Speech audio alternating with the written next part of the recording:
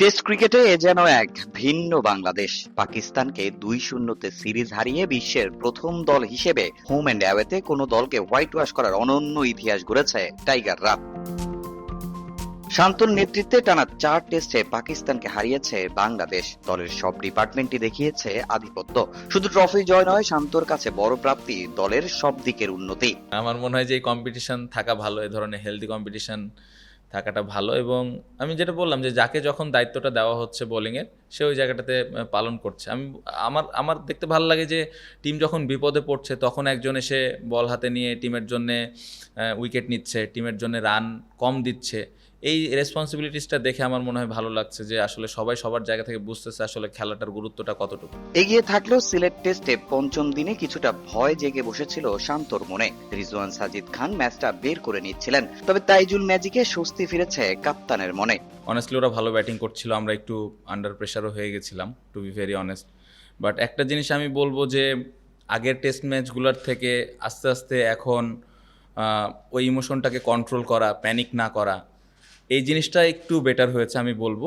But এই জায়গাটাতে আরেকটু ইমপ্রুভমেন্টের দরকার আছে। বড় দলগুলো হয়তো আরও কাম থাকে, বাট এই জায়গাটাতে ইমপ্রুভ হয়েছে। সো এই জায়গা থেকে আমি খুশি ক্যাপ্টেন হিসেবে। ৯ উইকেট পাওয়া তাইজুলের সঙ্গে এমন জয়ের কৃতিত্ব লিটন মুশফিকের। নাহিদ তাসকিনের বোলিং দাপটের প্রশংসা সবার মুখে। নিজেদের এখন বড় দলের কাতারে রাখছেন শান্ত। আমরা অপেক্ষা করছিলাম যে এই সময়টাতে রানটা যেন বেশি না হয়।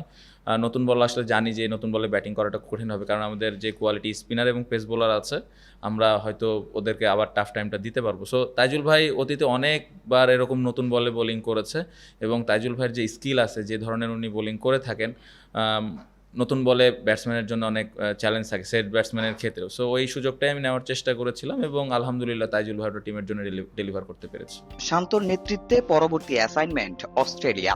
ঐতিহাসিক সেই সিরিজের আগে শান্ত উন্নতি চান 2 জায়গায়। নতুন বলে আরেকটু বেটার বোলিং করতে পারি। আমরা অনেক রান লিক করে ফেলি sometimes, most of the time. So এই জায়গাটাতে যদি আমরা আরেকটু শুরু থেকেই অপোনেন্টকে আরেকটু টাফ টাইম দিতে পারি, তাহলে টিমের জন্য ভালো হবে।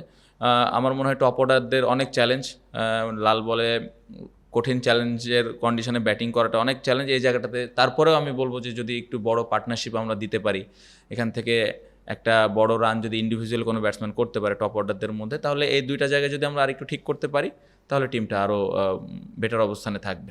13 আগস্ট ডারউইনে প্রথম টেস্টে মুখোমুখি হবে বাংলাদেশ অস্ট্রেলিয়া। তামিম হোসেন, সময় সংবাদ, সিলেট।